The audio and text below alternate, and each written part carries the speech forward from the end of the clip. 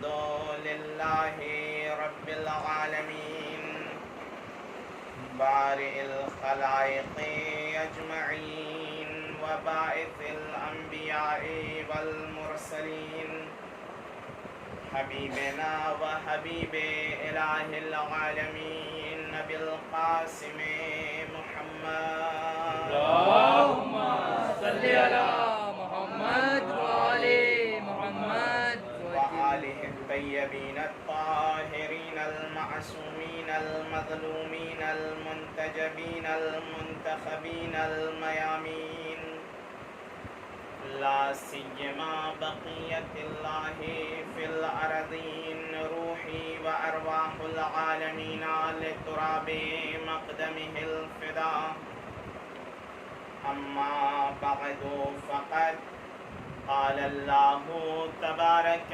وتعالى في محكم كتابه المجيد وفرقانه الحميد وهو أصدق القائلين وقوله الحق بسم الله الرحمن الرحيم الذين آمنوا وهاجروا وجاهدوا في سبيل الله بأموالهم وأنفسهم أولئك أعظم درجة عند الله وأولئك هم الفائزون صلوات اللهم صل على محمد وآل محمد.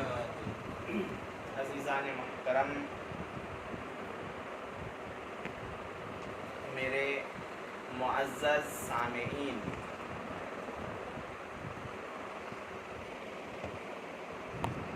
جس آیت کو سرنامہ سخن قرار دیا ہے قرآن مجید کی مشہور و معروف آیت ہے، جس میں پروردگار عالم کچھ رہنمائی فرما رہا ہے اپنے بندوں کی. صلوات پڑھے محمد. اللهم صل على محمد وآل محمد. اللہ نے اس آیت میں 3 صفتوں کو بیان فرمایا. اللہ رب العزت کہتا ہے وہ لوگ الذین آمنوا جو کہ ایمان لے آئے. بس پہلی صفت ایمان ہے، صفت اسلام نہیں ہے. اسلام کسی اور شے کا نام ہے، ایمان کسی اور شے کا نام ہے. انسان کو اسلام جنت میں نہیں لے جائے گا، ایمان جنت میں لے جائے گا. اور جنت کے درجے ایمان نہیں دلائے گا، تقوی دلائے گا. بس پہلا مرحلہ اسلام کا ہے. اس اسلام کے مرحلے میں انسان کا بدن پاک ہو گیا. جیسے کفار ظاہری طور پر نجس ہے، ہم باطنی طور پر نجس ہیں. بھئی انسان کے جلد کے اندر خون ہے اور بھی بہت ساری نجاستیں انسان کے بدن کے اندر گھوم پھر رہی ہیں، لیکن اگر آپ ایک دوسرے کو ہاتھ لگا رہے ہیں، چاہے گیلا ہاتھ چاہے خشک ہاتھ، نجس نہیں ہو رہے ہیں. لیکن اگر یہی ہاتھ آپ ایک کافر کو لگا لیں تو آپ کا ہاتھ نجس ہو جاتا ہے. اگر گیلا ہوا تو اس کافر کو ہاتھ لگانے سے آپ کا ہاتھ نجس ہو گیا. لیکن اس مسلمان کو آپ نے گیلا ہاتھ لگایا تو نجس نہیں ہوا. اس کو پاک، اس کے ظاہری بدن کو پاک کس شے نے کیا؟ کہا اسلام نے اس کے ظاہری بدن کو پاک کر دیا ہے. یعنی یہ ہماری اور آپ کی آسانی کے لیے ہے کہ اگر کسی نے ظاہری اسلام قبول کر لیا ہے تو ہم آسانی میں چھوٹ گئے کہ اگر ہم اپنے ہاتھ کو اس سے مس کر لیں، ٹچ کر لیں، ہم نجس نہیں ہوں گے۔ جنت نہیں لے جائے گا یہ اسلام، اس کے ظاہری بدن کو صرف پاک کر رہا ہے۔ یہ پہلا مرحلہ ہے اسلام کا۔ دوسرا مرحلہ ایمان کا مرحلہ ہے۔ اسلام کے بعد ایمان کا مرحلہ ہے کہ اگر انسان مومن ہو گیا اسے جنت مل جائے گی۔ اب یہی ایک ستم ظریفی کہہ لیجئے یا کم عقلی کہہ لیجئے، ہمارے کچھ مبلغین ہیں جو اسلام کے بعد ڈائریکٹ متقی بنانا چاہ رہے ہیں۔ بھئی اسلام کے بعد کسی کو ڈائریکٹ متقی نہیں بنایا جا سکتا، پہلے اس میں ایمان آنا چاہیے تب متقی بنے گا۔ تو اسلام کے بعد ایمان کا مرحلہ ہے، ایمان کے بعد تقوی کا مرحلہ ہے۔ ان تینوں مراحل کو جو گزار رہا ہے وہ جنت میں بہترین نعمت کے ساتھ رہے گا۔ لیکن اگر ہم چاہیں ڈائریکٹ مسلمان سے متقی بنا دیں تو یہ ممکن نہیں ہے۔ صلوات پر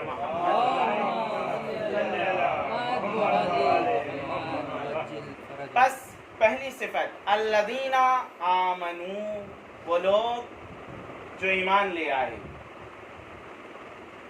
دوسری صفت وہاجروا، اور وہ لوگ جو ہجرت کر رہے ہیں۔ بس ایمان لے آئے، دوسری صفت ہجرت ہے۔ توجہ ہے یا نہیں؟ صلوات پڑھے محمد۔ دوسری صفت ہجرت ہے۔ ہاجروا، کون سی ہجرت؟ انسان ایک شہر سے دوسرے شہر اپنے آپ کو پہنچا لے تو کون سا کمال کیا ہے اس نے؟ بھئی اگر ہم یہاں سے امریکہ چلے جائیں یہ بھی تو ہجرت ہے نا؟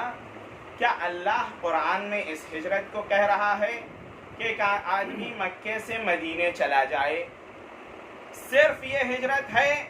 کہا نہیں، اس سے بڑی ہجرت ہجرت روح ہے۔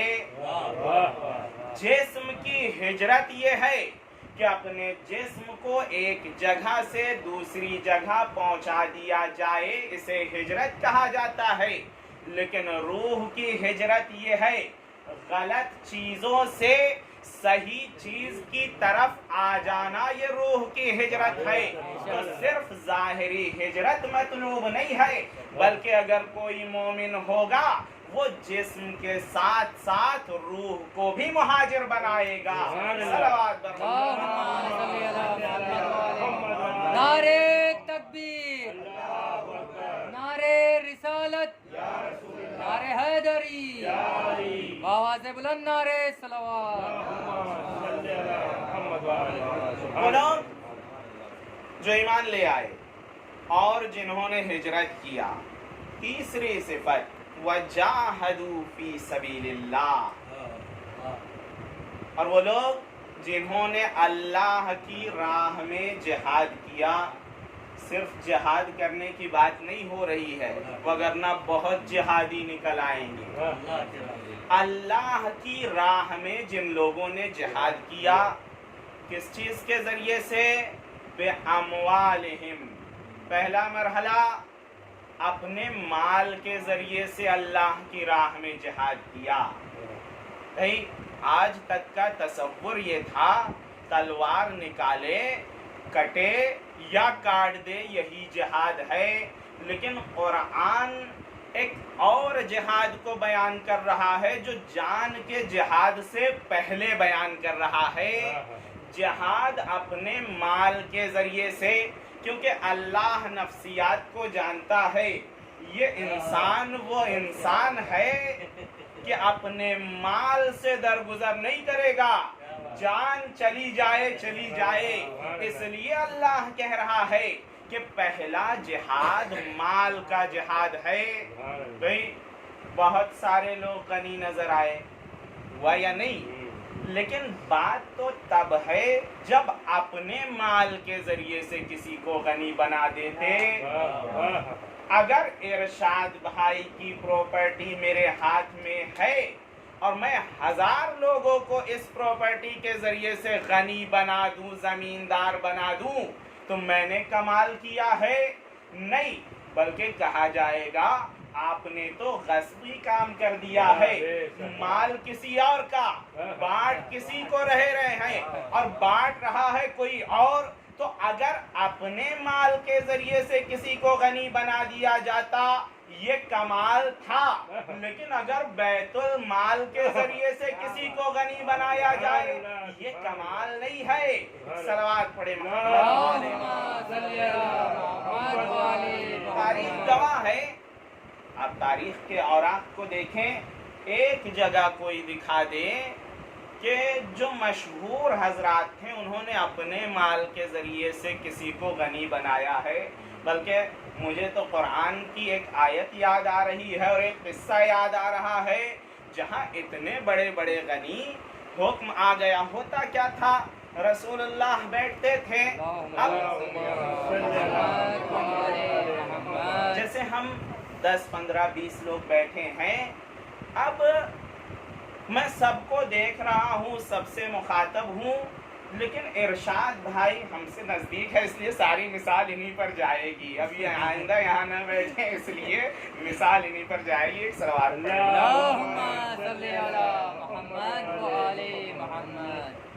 हम इरशाद भाई के कान में कुछ कहने लगे और हमारा चेहरा कभी अज्जू भाई की तरफ हो, कभी जमानत भाई की तरफ हो, कभी नफीस भाई को देखकर हंसे और कान में कुछ बात करें, कभी इरशाद भाई हंसने लगे। तसव्वुर क्या होगा अगर 20 लोग हैं, हर एक अपने अपने हिसाब से कुछ ना कुछ तसव्वुर करेगा। लग रहा है मुझे देख के हंसे हैं, इसका मतलब थोड़ी बहुत बात हमारी भी रही होगी। वहाँ देख रहे थे ये जब बात कर रहे थे तो उनकी भी बात रही होगी। यही हालत और यही सिचुएशन, यही कंडीशन रसूलुल्लाह के ज़माने में थी। होता क्या था, असहाब बैठे रहते थे, 10 लोग, 20 लोग, 50 लोग, 100 लोग बैठे रहते थे। अब कुछ लोग आते थे, पूछना होता था मसला, लेकिन रसूलुल्लाह के कान में पूछते थे। और अब देखिए नफ्सियात है, किसी की किसी से बहुत जमती है, किसी की कम जमती है, किसी की बिल्कुल नहीं। अब मसला पूछते वक्त जिससे बिल्कुल तनाव हो उसकी तरफ देख देख के हंसते हुए मसला पूछा जाए तो वो क्या सोचेगा, लगता है मेरे बारे में बात हो रही है।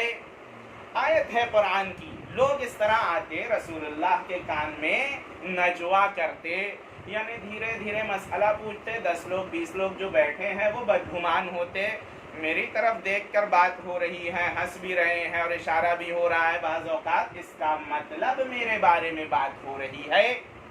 अल्लाह ने आयत भेजी, या रसूल अल्लाह बहुत परेशान करते हैं ये आपको, बहुत बड़े मसले को जानने वाले बनना चाहते हैं ना ये। अब आज से जो भी एक मसला कान में पूछेगा वो उससे पहले सदका देगा माल को, फिर आकर मसला पूछेगा। तारीख़ अहले सुन्नत, तारीख़ सलफ़ियून, तारीख़ शिया, रिवायात व तफासिर, तमाम जगह ये बात लिखी हुई है। कोई नहीं आया, सारे मसाइल ख़त्म हो गए सिवाय अमीरुल मोमिनीन। और इमाम ने एक मर्तबा इफ्तिखार कहते हुए ये फरमाया कि मैं एक ऐसा फर्द हूँ कि एक आयत है कुरान में जिस पर मेरे अलावा किसी ने अमल नहीं किया है। जब सदका देने की बात आई तो सब फकीर नजर आए, जहाँ बैतुल माल की बात नजर आई तो हर एक गनी बनता हुआ नजर आया है। सलवात पर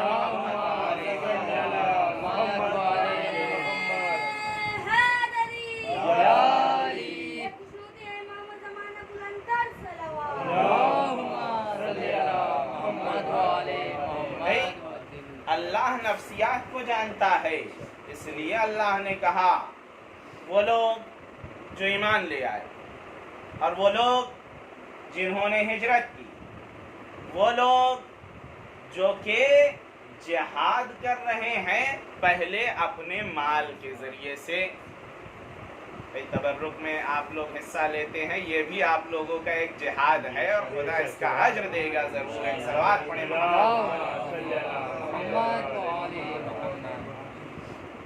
جہاد مال کے ذریعے سے. دوسرا جہاد وَأَنفُسِهِمْ، اپنے مال کے ذریعے سے جہاد کرتے ہیں اور اپنے نفس کے ذریعے سے یعنی جان کے ذریعے سے بھی جہاد کرتے ہیں. یہ لوگ جو مومن بھی ہیں، مہاجر بھی ہیں اور جہاد بھی کرتے ہیں مال کے ذریعے سے بھی اور جان کے ذریعے سے بھی. یہ لوگ کون ہیں؟ ان کے بارے میں اللہ فرماتا ہے اولئک اعظم درجۃ عند اللہ. اللہ کی نظر میں اگر کسی کا مقام و منصب سب سے بلند ہے تو وہ انہی لوگوں کا ہے جو ایمان بھی لے آئے، ہجرت بھی کر رہے ہیں، جہاد بھی کر رہے ہیں مال کے ذریعے سے بھی اور نفس کے ذریعے سے بھی جہاد کر رہے ہیں. بھائی میں نے جان کا لفظ بدل دیا اور نفس کا لفظ لے آیا ہوں. اب ہو سکتا ہے بہت سارے لوگ پہنچ گئے ہوں کہیں، لیکن عزیزو جہاد دونوں طریقے کا کرتے ہیں. یہ لوگ اللہ کی نظر میں سب سے بلند ہیں اور یہی کامیاب ہیں. وَأُولَئِكَ هُمُ الْفَائِزُونَ، یہ آیت کا ترجمہ. اب آئیں، دو طریقے سے اس آیت کو پہنچایا جا سکتا تھا. دو طریقہ تھا لہنے آیت میں. ایک مرتبہ کہا جاتا ایمان لے آؤ، ہجرت کرو، جہاد کرو اپنے مال کے ذریعے سے اور اپنے نفس کے ذریعے سے. یہ ایک طریقہ، لیکن اس طریقے کو اللہ نے نہیں اپنایا کہ کہہ رہا ہو ایمان لے آؤ، ہجرت کرو اور جہاد کرو نفس و مال کے ذریعے سے. اس طریقے کو چھوڑ کر اللہ نے کہا وہ لوگ جو ایمان لے آئے، وہ لوگ جنہوں نے ہجرت کی، وہ لوگ جنہوں نے جہاد کیا. اس کا مطلب یہ ہے اللہ کا مخاطب کوئی اور نہیں ہے بلکہ کچھ ایسے افراد ہیں جنہوں نے یہ کام پہلے کر دکھایا ہے. اللہ یہ نہیں کہنا چاہتا کہ تم ایمان لے آؤ، تم ہجرت کرو، تم جہاد کرو، بلکہ اللہ یہ کہہ رہا ہے کہ وہ لوگ جنہوں نے ایمان کو قبول کیا، وہ لوگ جنہوں نے ہجرت کی، وہ لوگ جنہوں نے جہاد کیا اللہ کے نزدیک سب سے بلند مرتبہ رکھتے ہیں. دیکھیے اگر بلند مرتبہ رکھتے ہیں یعنی ابھی ہو چکے ہیں، ایسا نہیں ہے کہ اب ہو جائیں گے.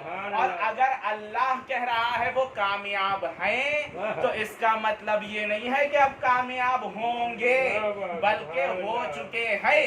تو جب یہی آیت ہمارے اہل بیت کے سامنے گئی تو اہل بیت نے فرمایا یہ امامت کی شرط کو اللہ بتا رہا ہے کہ اگر تمہیں دیکھنا ہے تمہارا ہادی اور رہبر ہے کون تو دیکھنا اس کا ایمان کیسا ہے، کون مومن تھا، کس نے ہجرت کی ہے، کس نے جہاد کیا ہے. جس میں یہ تینوں صفت بطور کامل جمع ہو جائیں وہی تمہارا امام ہو سکتا ہے. صلوات نعرہ حیدری، حیدری، سلامت امام زمانہ بلند تر صلوات. اب اللہ نے کہا اولئک هم الفائزون، وہ لوگ کامیاب لوگ ہیں. تو یہ تو ہو گئی آیت. بھائی نبی کا بھی تو کچھ وظیفہ ہے کہ اب اس آیت کی تفسیر میں بیان تو کریں کہ فائز اور کامیاب ہیں کون. اللہ نے آیت میں کہہ دیا، ایک قانون دے دیا، پریکٹیکلی طور پر کون بتائے گا؟ نبی. قرآن کہتا ہے ہم نے اس قرآن کو نازل کیا تاکہ اے رسول آپ بیان کریں اس قرآن کو.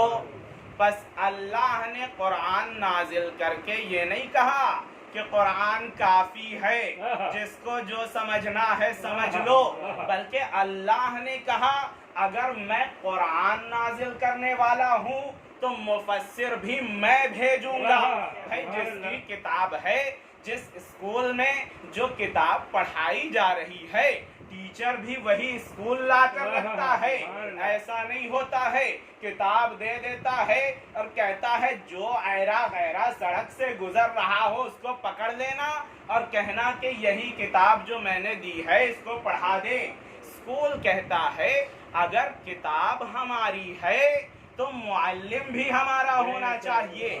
آیت نے کہا ہم نے آیتوں کو نازل کیا تاکہ اے رسول آپ اس کی تشریح کریں، لِتُبَيِّنَ لِلنَّاسِ مَا نُزِّلَ إِلَيْهِمْ، تاکہ جو چیز ہم نے نازل کی ہے اسے آپ بیان کریں، کیونکہ لوگوں کی زبان جھوٹ پر بھی مشتمل ہے، غیبت پر بھی مشتمل ہے، گناہ بھی ہوتا ہے، اور جس زبان سے گناہ ہو رہا ہے اگر آیت اس زبان پر مل جائے اور چڑھ جائے تو وہ آیت بھی آلودہ ہو سکتی ہے۔ اس لیے اللہ نے کہا کہ اگر قرآن میرا ہے تو ایک ایسی زبان بھی میری ہونی چاہیے جو کہ اس قرآن کو بیان کر سکے۔ تو یہی وجہ ہے خانہ کعبہ میں امیر المومنین جب آئے تو اللہ نے یہی کہا تھا لسان اللہ ہے، یہ لسان اللہ اس لیے کہا کہ اللہ کے کلام کو جو زبان بیان کرے گی وہ اللہ کی زبان کہی جائے گی۔ صلوات بر محمد۔ نعرہ حیدری، حیدری، آواز بلند نعرہ صلوات۔ اللہ نے کہہ دیا یہ لوگ کامیاب ہیں، اب نبی بیان کریں گے کامیاب کون ہیں۔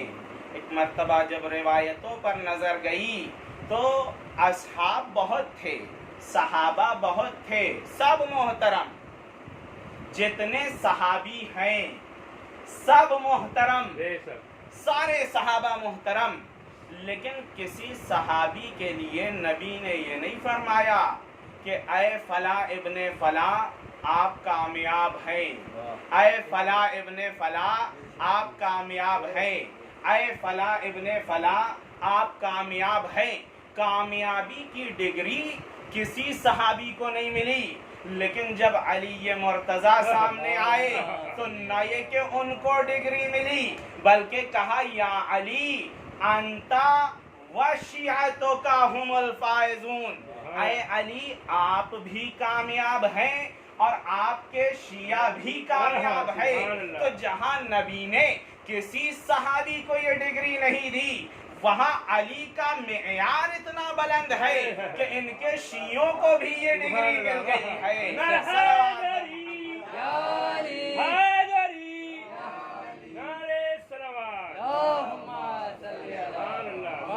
یہ میں شیعہ کتاب سے نہیں پڑھ رہا ہوں، الحمدللہ بھری ہوئی ہے کتابیں اہل سنت والجماعت جو ہمارے بھائی ہیں ان کی بھی اور سلفی حضرات سے بھی کتابیں بھری ہوئی ہے۔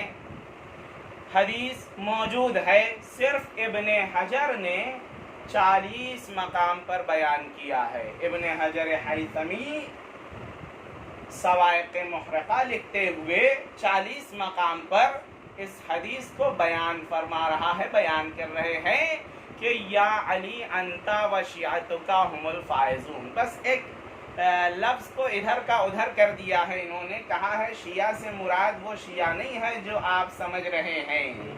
بھئی اگر وہ نہیں ہے تو ہمارے ذہن میں فوراً آنا چاہیے آپ کیوں سمجھا رہے ہیں کہ شیعہ سے مراد کون ہے، اور آپ کے بات سمجھ میں آ رہی ہے کہ شیعہ سے مراد شیعہ نہیں ہے۔ تو جب اتنا کنفیوژن تھا، نبی کو گفتگو کرنا آتا تھا، نبی کلام کرنا جانتے تھے، بھائی کہہ دیتے شیعہ سے مراد کیا ہے، بلکہ وہی لفظ لے آتے جو انہوں نے بیان کیا ہے۔ تو اگر نبی شیعہ پر توقف کر رہے ہیں تو جو نبی کی سنت پر عمل کرے گا وہ بھی شیعہ لفظ کو مضبوطی سے پکڑ لے گا۔ صلوات بر محمد۔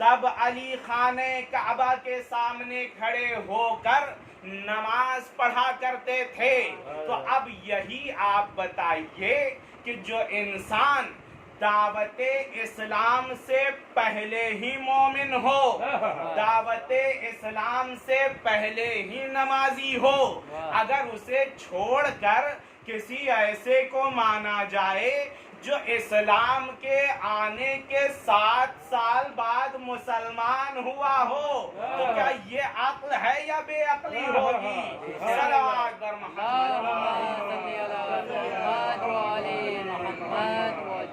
दावत जुल अशीरा, पहली दावत।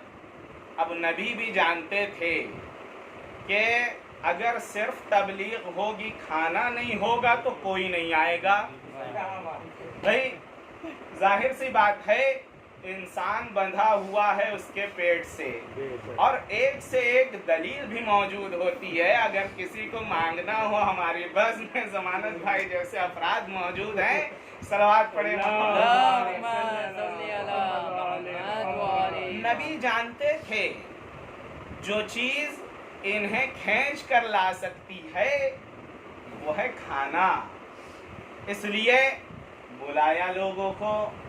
बुलाने के बाद पहले दिन खाना पहले खिलाया है। अब ये कानून यहाँ बदला हुआ है, क्योंकि हम अगर वैसे ही कानून को फॉलो करें, इसका मतलब ये है कि हम इस्लाम से पहले हैं। अभी इस्लाम आने के बाद कानून बदल गया। पहले ईमान की बातें होंगी, फिर शिकम की बातें होनी चाहिए। सलावत। बुलाया, लोग आए। अब तारीख ने जो लिखा है, एक कदीद आज का गिलास ले लीजिए, बस इतना दूध था। नबी ने थोड़ा सा दूध पिया और कहा, या अली तकसीम कर दीजिए।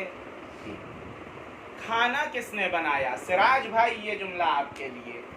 दावत जुल अशीरा में होता ये है कि औरतें खाना बनाती हैं, मामूलन उनका काम है, लेकिन दावत जुल अशीरा का खाना अमीरुल मोमिनीन अलैहिस्सलाम ने बनाया है।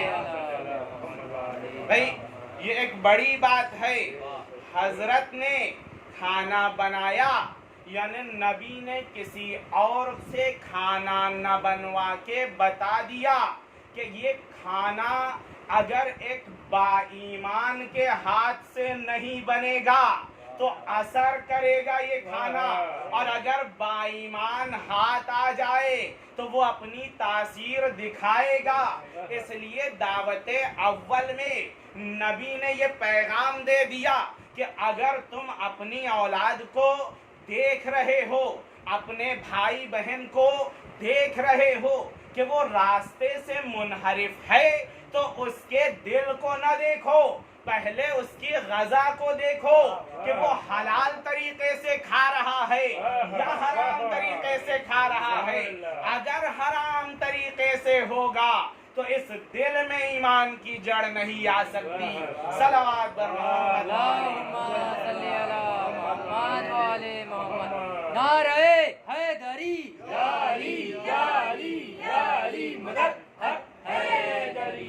ईमान की बात है। मौलाए मुत्तकियान ने खाना बनाया। अब जब खाना बना, दूध 1 गिलास, 1 रान, वो भी भेड़ की, बस। अच्छा, तारीख ने जो लिखा, इसमें ऐसे ऐसे अफराद थे जो आधा आधा ऊंट अकेले खा जाते थे। तारीख ने लिखा, तारीख अबू इसहाक में भी ये बात दर्ज है, सीरह हलबिया में भी ये बात दर्ज है कि इसमें ऐसे अफराद भी थे जो आधा आधा ऊंट अकेले खा जाते थे। और नबी ने कितना खाना बनवाया? बस भेड़ की 1 रान। उसके बाद जब खाना बन गया, आते हैं, एक टुकड़ा उठाया और खाया। उसके बाद इस टुकड़े को निकाला, दोबारा खाने की तरफ पलटा दिया। अब देखिए, यहीं पर एक कंफ्यूजन दूर कर दूं, थूकने वाला मामला। नबी ने थूका नहीं है, नबी ने खाने को पलटाया है। नहीं, आप कहेंगे फर्क क्या है? फर्क ये है, बाज लोगों ने एतराज किया कि खैबर में, जंग खैबर में नबी ने अली की आंखों में थूक दिया, तब शिफा मिली। ये लिखा है बाज ने। नहीं, थूकने में फर्क है। यही हम एक आम मिसाल देते हैं। आप आबे दहन को अगर कहीं पर निकाल देते हैं, यह है थूक। लेकिन अगर कुरान पढ़ रहे हो, सफ़हा पलटना हो, किसी आबे दहन को आप इस तरह लेते हैं और सफ़हा पलटते हैं, कोई एतराज नहीं करता, बल्कि रिवायत भी आ जाती है। हर चीज के लिए एक सुरमा है। कुरान का सुरमा वो आबे दहन है जो सफ़े से पलटा जाए। तो थूकना कुछ और है। अगर नबी हाथ का वसीला न बनाकर आबे दहन फेंके, ये थूकना है। लेकिन अगर इन उंगलियों से आबे दहन किसी की आंख में लगाए, वो सुरमा बन जाता है, थूकना नहीं होता। सलावत नारे तकबीर, नारे तकबीर, नारे रिसालत, नारे रिसालत, नारे हैदरी, आवाज़ बुलंद नारे सलावत। ईमान दावते जुल अशीरा, पहली दावत। पहले दिन लोग आए, और जब लोग आए नबी ने खाना खिला दिया। अब कुछ कहना चाहते थे।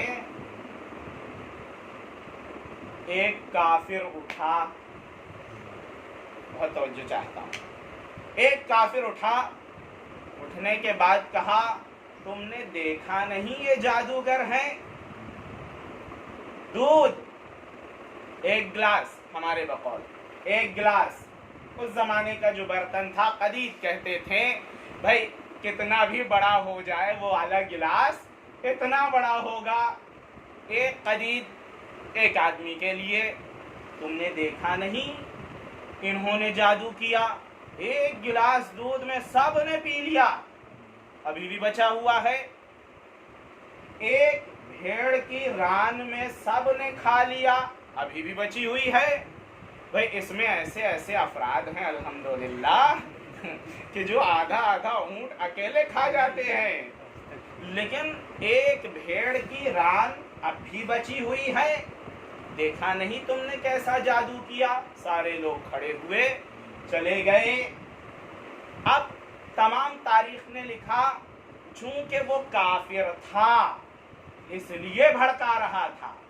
जो चाहता हूं, क्योंकि वो काफिर था इसलिए भड़का रहा था।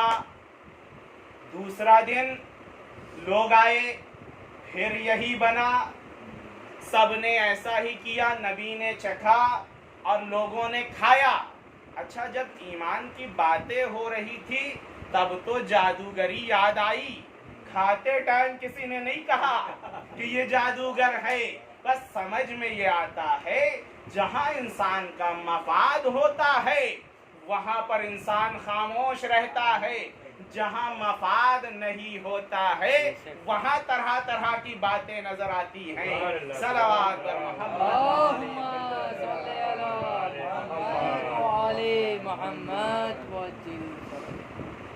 दूसरा भी रोज आया और एक काफिर खड़ा हुआ। चूंकि काफिर था इसलिए दोबारा भड़काता है। कहता है तुमने आज भी नहीं देखा? इनसे बड़ा जादूगर कोई नहीं है। सारे लोग चले गए, पराकंदा हो गए। अब जब तीसरा रोज आया तो एक काफिर फिर से खड़ा हुआ, लेकिन उस काफिर की गिरेबान पर एक मोमिन हाथ पड़ा। बैठाया। बैठाने के बाद कहा, ऐ मेरे भतीजे, आपको जो पैगाम देना है दे दीजिए। आपका चचा आपकी हिमायत के लिए खड़ा है। तो पता ये चलता है جو نبی کو نبی کے پیغام سے روکے وہ کافر ہوتا ہے، جو پیغام دینے کا حکم کر رہا ہے وہ کافر نہیں مومن ہوگا۔ صلوات بر محمد اللہم صلی علی محمد و آل محمد۔ یا علی یا علی یا علی یا علی، اللہم صلی علی محمد و آل محمد۔ اب نبی نے پیغام دیا، میں تفصیل میں نہیں جاتا کہ نبی نے کیا کیا کہا۔ نبی نے پیغام رسالت پہنچایا، میں اللہ کی طرف سے بھیجا ہوا نبی ہوں، اور کئی باتیں بیان کی۔ اب جب یہ ساری باتیں ختم ہو گئیں، نبی نے فرمایا جو بھی میرے اس بات کی تائید پہلے کرے گا وہ میرا بھائی ہوگا، میرا وزیر ہوگا، میرا خلیفہ ہوگا، میرا وارث ہوگا۔ یہ تمام تاریخوں میں نقل ہے، اگرچہ کچھ لوگوں نے چھپانے کی کوشش کی ہے لیکن تمام تاریخوں میں یہ بات موجود ہے۔ کہا وہ میرا وزیر، میرا بھائی، میرا خلیفہ، میرا وارث ہوگا۔ بس اس حدیث سے ایک اور بات پتہ چلتی ہے، نبی نے ایک لفظ یہ کہا ہے جو میری تائید کرے گا وہ میرا وارث بھی ہو جائے گا۔ اس کا مطلب یہ ہے کہ نبی وارث بنا سکتے ہیں اور بناتے ہیں۔ اب اگر اس بیان کے مقابلے میں کتنی بھی جھوٹی روایت پیش کی جائے کہ نبی وارث نہیں بنا سکتے، تو نبی کا پہلا بیان یہ ہے کہ وارث بنا سکتے ہیں۔ اب اگر نبی کی وفات کے بعد کوئی دعویٰ کرے کہ نبی وارث نہیں بناتے تو وہ جھوٹا ہوگا، کیونکہ نبی کا سچا بیان موجود ہے۔ صلوات بر محمد۔ اللہم صلی علی محمد و آل محمد۔ نبی نے کہا جو تائید کرے گا وہ میرا بھائی، میرا وزیر، میرا خلیفہ اور میرا وارث ہوگا۔ ایک بچہ کھڑا ہوا۔ تاریخ میں جو بہت زیادہ عمر لکھی ہے وہ ہے 13 سال، بہت زیادہ، ورنہ کم والے موجود ہیں، 12 سال بھی ہے، 11 سال بھی ہے، 10 سال بھی ہے، 9 سال بھی ہے۔ 9 سے کم کا قول نہیں ہے، کچھ نے کہا 9، کچھ نے 10، 11، 12، آخری عمر 13 سال۔ کہا ایک 13 سال کا بچہ کھڑا ہوا۔ وہ بچہ کھڑا ہوتا ہے، کہتا ہے یا رسول اللہ۔ اور توجہ، اب تک جو لوگ مخاطب کرتے تھے کہتے تھے یا محمد، لیکن یہ بچہ تائید کرنے سے پہلے کہہ رہا ہے یا رسول اللہ، یعنی ابھی کہا نہیں ہے کہ میں آپ کی تائید کرتا ہوں، کہنے سے پہلے یا رسول اللہ کہہ کے بتا دیا کہ علی اس جملے کے کہنے کے بعد نبی پر ایمان نہیں لائے ہیں بلکہ پہلے سے ایمان رکھتے ہیں۔ صلوات بر محمد۔ نعرے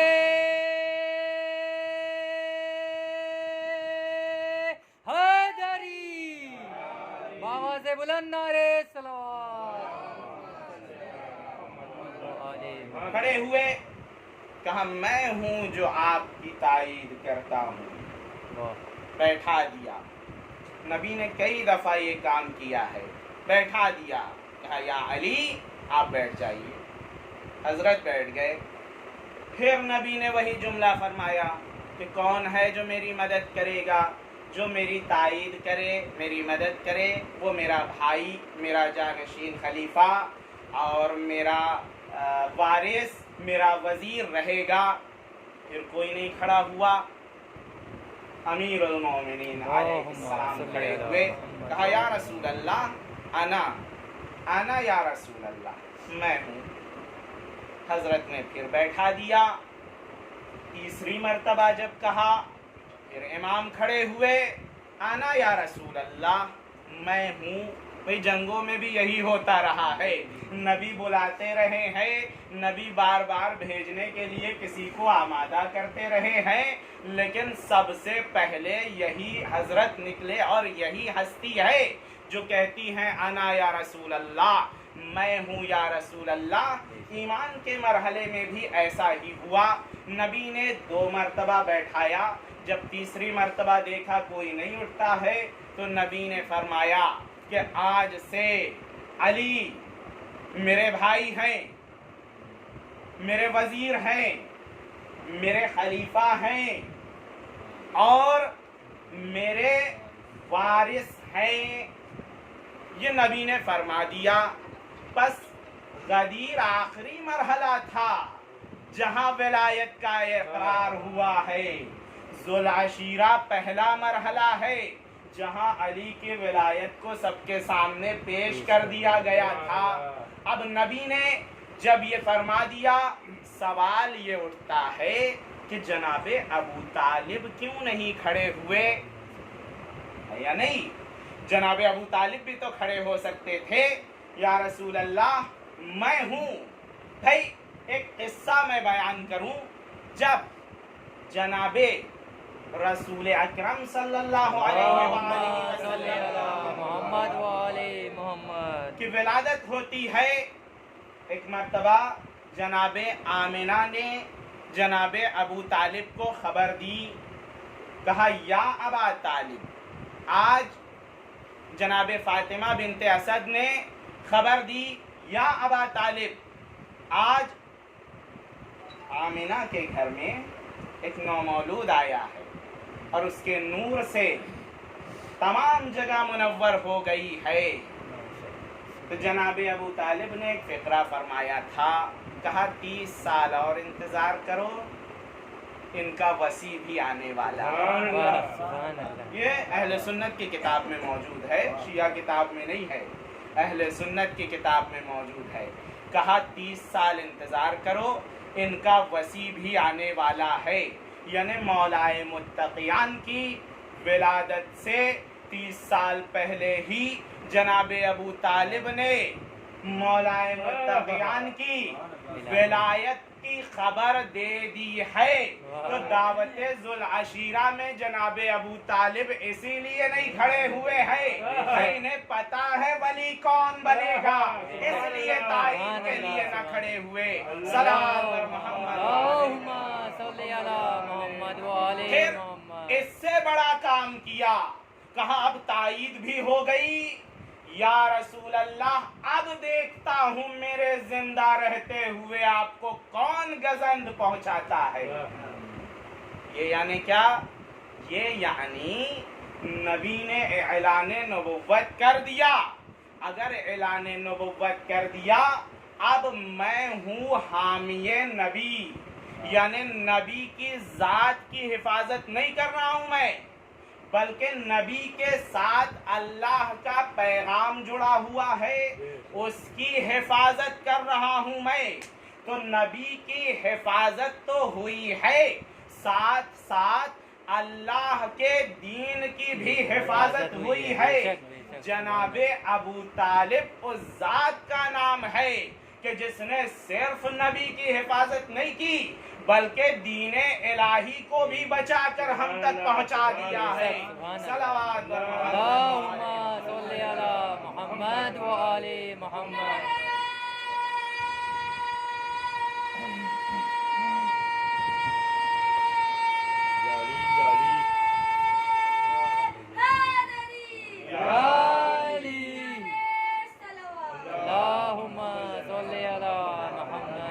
بہرحال 13 سال کی عمر تائید ہو گئی، جانشین بنا دیا، بھائی بنا لیا، وزیر بنا دیا، وارث بنا دیا۔ اب جو کفار یہ کہہ رہے تھے کہ ہم تائید نہیں کریں گے، وہ جناب ابو طالب کے پاس آئے، کہا زمانہ یہ آ گیا کہ آپ اپنے بیٹے کی پیروی کریں گے۔ اب دیکھیے رنگ چال ڈھنگ بدل گیا، اعتراض وہی اعتراض ہے، لیکن شکل و صورت بدل گئی ہے. اب تک نبی پر اعتراض کر رہے تھے، اب دیکھا اگر نبی پر اعتراض کیا جائے تو ایک فرد ہے جس کی شجاعت مشہور ہے، جو عبد المطلب کا بیٹا ہے، بیضۃ الحمد کے نام سے مشہور ہے.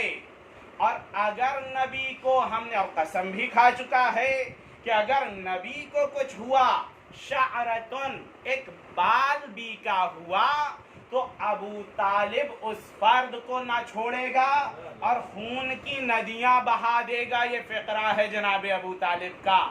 بھئی اب سمجھیے مولائے متقیان کی شجاعت کا راز کیا ہے.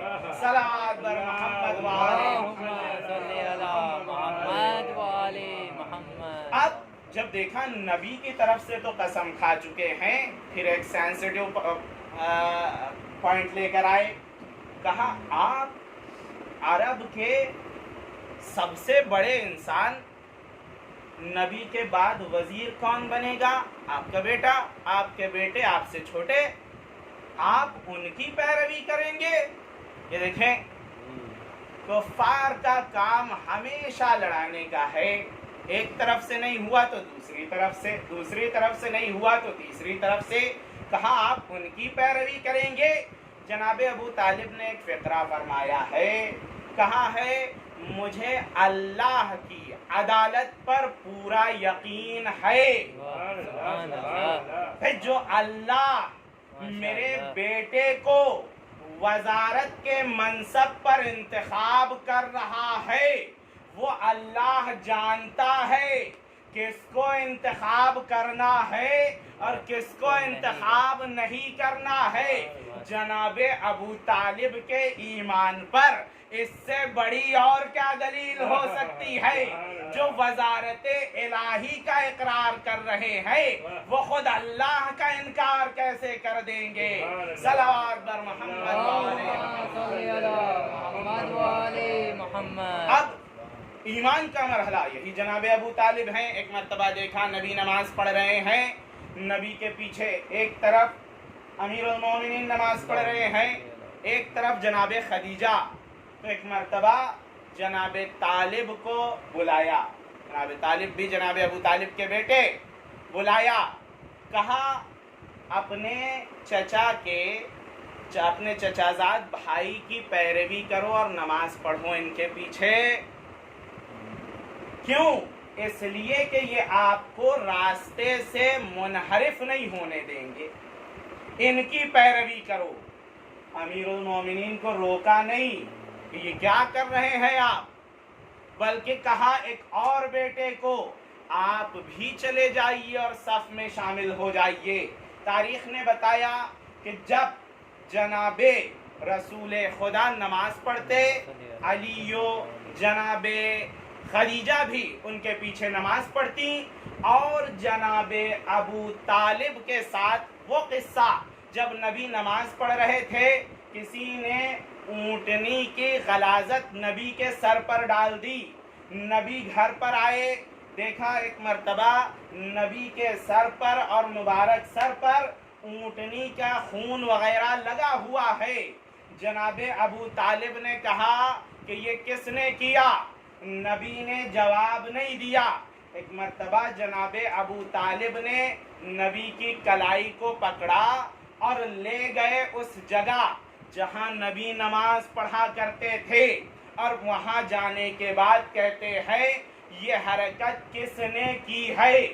اگر کسی نے بتا دیا تو آج یہ زمین خون سے رنگین نہیں ہوگی، لیکن اگر سب خاموش رہے تو ابو طالب کی تلوار ہوگی اور تمہاری گردن ہوگی. ایک کھڑا ہوا، کہنے لگا یہ تو فلاں نے کیا ہے. جناب ابو طالب اسے لے کر آتے ہیں.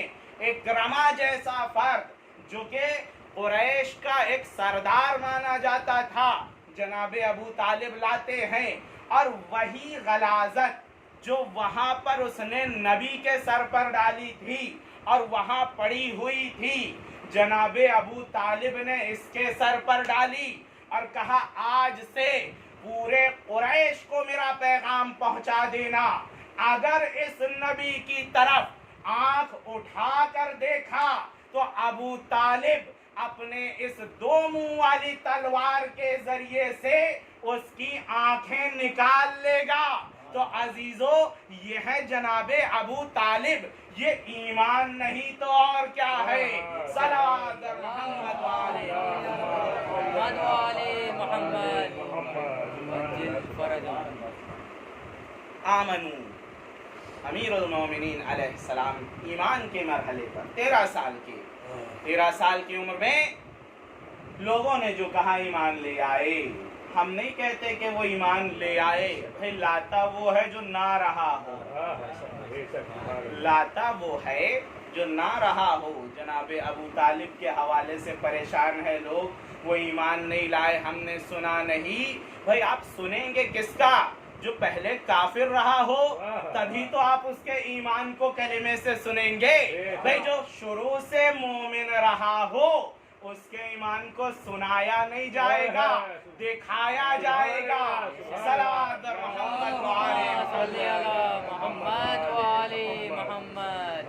یہی اعتراض کرتے ہیں کہ جناب ابو طالب سے کہا آخری وقت میں کہ آپ ایمان لے آئیے، لیکن انہوں نے ایمان کو قبول نہیں کیا، بلکہ کہا کہ میں تو ابراہیم و اسماعیل کے دین پر باقی ہوں۔ قرآن نے جب جناب ابراہیم و اسماعیل کے نام کو لیا تو جناب ابراہیم کی ایک دعا کو بھی بیان کیا، ربنا وجعلنا مسلمین لک، پالنے والے ہمیں مسلمان بنا دے۔ کس نے کہا؟ جناب ابراہیم نے، جناب اسماعیل نے۔ جناب ابو طالب کیا کہہ رہے ہیں؟ میں تو اپنے باپ دادا یعنی جناب ابراہیم اور جناب اسماعیل کے دین پر باقی ہوں۔ تو یا تو یہ مان لو ابراہیم و اسماعیل کافر تھے، یا پھر یہ مانو کہ ابو طالب مسلمان تھے۔ صلوات محمد۔ 13 سال کی عمر۔ اب یہاں پر بعض نے اعتراض کیا، کہا اصل میں ہوا یہ کہ علی مرتضیٰ 13 سال کی عمر میں ایمان لے آئے، اور فلاں فلاں صاحب کوئی 40 سال میں، کوئی 50 سال میں ایمان لے آیا۔ بچے کا ایمان بہت زیادہ قابل قبول نہیں ہے، بڑے کا ایمان قابل قبول ہے، کیونکہ وہ سوچ سمجھ کر آیا ہے۔ لیکن جو بچہ ہے وہ تو بچہ ہے، سوچ سمجھ کر نہیں آیا ہے، جہاں سب جا رہے تھے وہاں وہ بھی چلا گیا۔ سوال یہ ہے کہ جہاں سب جا رہے تھے اگر یہ بچہ وہاں گیا ہوتا تو آپ کی بات قابل قبول تھی، لیکن سب تو کہیں اور جا رہے تھے۔ اس نے سب کے راستے کو چھوڑ کر ایک اور راستہ انتخاب کیا۔ اس کا مطلب بڑوں کو دیکھ کر یہ نہیں آیا ہے۔ دوسری بات، اگر ایسا ہی ہے بچے کا ایمان کمزور ہوتا ہے، بڑے کا ایمان بہت مضبوط ہوتا ہے، تو یہ اعتراض تو سب سے پہلے نبی کو جاتا ہے اور نبی پر ہوتا ہے۔ کیا نبی اتنا بھی نہیں سمجھ سکتے تھے کہ ایک بچہ جس نے کہا میں تائید کروں گا، ان کو اپنا خلیفہ بھی بنا دیا، اپنا وزیر بھی بنا دیا، اپنا وارث بھی بنا دیا؟ بھائی کوئی کہہ سکتا تھا نا کہ یا نبی اللہ آپ بچے کو وارث بنا رہے ہیں، بچے کو جانشین بنا رہے ہیں۔ کفار عرب میں سے کسی نے نہیں کہا، اس لیے کہ تمام لوگ علی کی عقل پر یقین رکھتے تھے، سب جانتے تھے علی عاقل انسان ہے، اس لیے اعتراض نہیں ہوا۔ تو جب کفار عرب اس بات کو مان رہے تھے، آپ تو مسلمان ہیں نا، آپ کو تو بطریق اولا ماننا چاہیے۔ صلوات محمد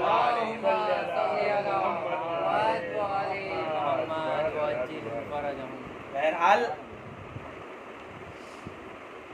ابھی ایمان ہی کی بات کامل نہیں ہو پائی، اور یہیں پر میں بات روک دیتا ہوں، اور انشاءاللہ کبھی فرصت اور موقع رہا اس کے آگے سے شروع کروں گا۔ میری جگہ پر آرام ہے، لیکن میں آپ لوگوں کی تکلیف کو دیکھ رہا ہوں.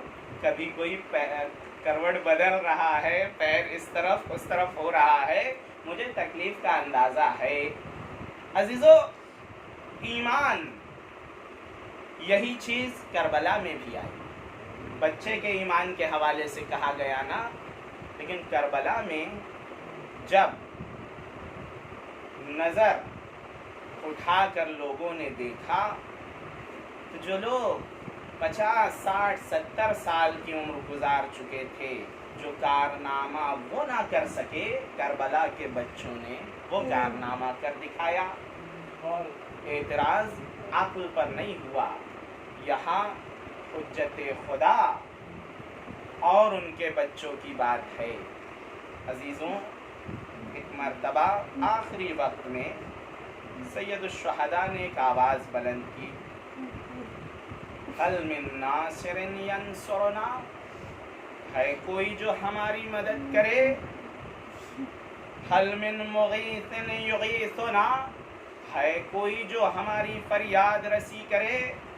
هل من مذب عن حرم رسول اللہ، کوئی ہے جو رسول اللہ کی ناموس کا دفاع کر سکے؟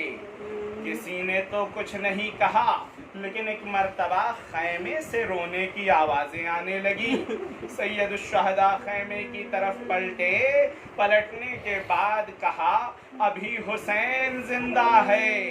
اے بہن زینب، رونے کی آواز کیسی؟ کہا بھیا، آپ نے جو آواز استغاثہ بلند کی ہے، ارے کسی نے تو کچھ نہ جواب دیا، لیکن اس 6 ماہ کے بچے نے خود کو جھولے سے گرا لیا ہے.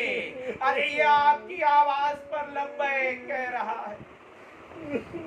اجرکم علی اللہ، اللہ آپ کو کوئی غم نہ دے سوائے غم اہل بیت کے. ہاں عزیزو، ایک مرتبہ سید الشہداء نے بچے کو گود میں لیا. گود میں لینے کے بعد کہا اس بچے کے ہونٹ خشک ہو چکے ہیں، جا رہا ہوں میدان کی طرف. ارے فوج اشقیاء نے مجھ پر ظلم کیا ہے، شاید اس بچے کو دیکھ کر ان کے دل میں تھوڑا رحم آ جائے اور ایک گھونٹ پانی پلا دیں اس بچے کو. ایک مرتبہ امام نے جناب علی اصغر کو گود میں لیا. اب دھوپ کی اتنی شدت تھی نا کہ امام نے اپنے ابا کے دامن کو جناب علی اصغر پہ ڈال لیا. ارے ایک تو بچہ پیاسا ہے، اگر ابا کا دامن نہ ہو، دھوپ کی شدت سے پریشان نہ ہو جائے. اجرکم علی اللہ، اللہ آپ کو کوئی غم نہ دے سوائے غم اہل بیت کے. ہاں عزیزو، ایک مرتبہ حسین میدان کارزار میں پہنچتے ہیں. میدان کارزار میں پہنچے، ایک مرتبہ فوج اشقیاء نے دیکھا. فوج اشقیاء سمجھتی ہے حسین قرآن لے کر آ رہے ہیں تاکہ ہم سے صلح کر لے، لیکن ایک مرتبہ آبا کے دامن کو ہٹایا. کہا اے فوج اشقیاء، تمہاری نظروں میں حسین گنہگار، ارے اس چھوٹے سے بچے نے تمہارا کیا بگاڑا ہے؟ ایک گھونٹ پانی اسے پلا دو. اجرکم علی اللہ، اللہ آپ کو کوئی غم نہ دے سوائے غم اہل بیت کے. کوئی آگے نہ بڑھا. امام حسین نے بچے کو زمین پر لٹایا اور کہا اگر تم یہ سوچتے ہو کہ حسین بچے کے بہانے سے پانی پی لے گا، ارے حسین نے بچے کو زمین پر لٹا دیا ہے. کوئی آئے اور خود پانی پلا دے، لیکن کوئی آگے نہ بڑھا. ارے عمر سعد نے آواز دی، اینا اینا حرملا اقطع کلام الحسین. حرملا کہاں ہے؟ حسین کے کلام کو قطع کر دے. حرملا آگے بڑھتا ہے، ایک مرتبہ ایک تیر جوڑتا ہے.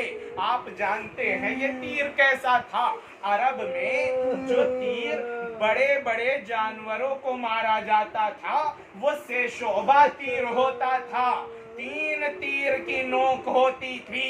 ارے ننھے سے گلے کے لیے سے شعبہ تیر چلایا گیا. جناب علی اصغر کے گلے پر تیر لگتا ہے. آواز دی بابا گلا چھوٹا تیر بڑا. ارے آپ کے بازو کو نہ بچا سکا.